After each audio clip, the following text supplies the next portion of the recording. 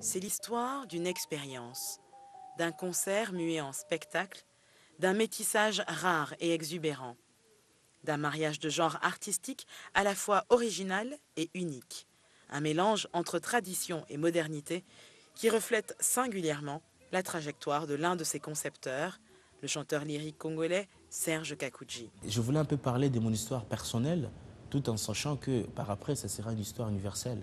Et le but, c'était des instruments traditionnels congolais. Mais on a rajouté un peu le baroque, les instruments baroques dedans.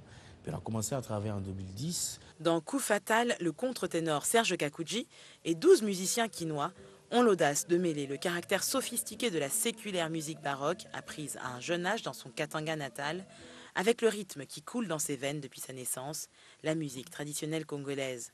Ce mélange du répertoire baroque et jazz et congolais engendre un univers totalement inédit et contemporain, fait de sons, de voix, de mouvements, de danse et d'un décor simple mais chargé de symboles. Le répertoire de compositeurs baroques des XVIIIe et XVIIe siècles, choisi minutieusement par Serge Kakouji, et le très complet orchestre, mené de main de maître par le roi Rodrigues Vangama, forment un ensemble détonnant qui laisse le public enchanté après près de 2 heures d'un spectacle extraordinaire où les amateurs de Jean-Sébastien Bach, Jimi Hendrix et Nina Simone se retrouvent, où l'opéra, le rock et le jazz renouent avec leurs racines congolaises. La musique est du compositeur belge Fabrizio Cassol et du très talentueux guitariste Rodrigues Vangama, musicien multitâche accroché à sa guitare à double manche qu'il a patiemment accordé avec les likembe, ces pianos à pouces très populaires en Afrique et vulgarisés par Antoine Mundanda ou Francis Bébé. Dans l'orchestre se trouvent également un xylophone, un balafon, des tam-tams, des maracas et tout un tas d'instruments traditionnels.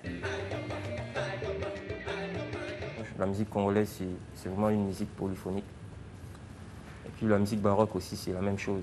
Donc c'est à partir de ça qu'il fallait essayer de rassembler tous les deux musiques. Et puis dès qu'on a commencé, ça donnait déjà quoi. Donc on a fait une restitution à Kinshasa.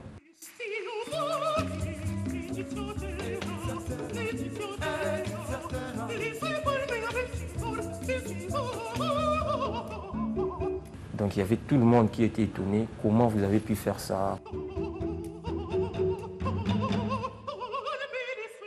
Pendant 4 ans, nous avons régulièrement travaillé sur le projet, étape par étape, détail par détail, j'ai envie de dire, constituer l'orchestre, constituer le répertoire, voilà, affiner les choses.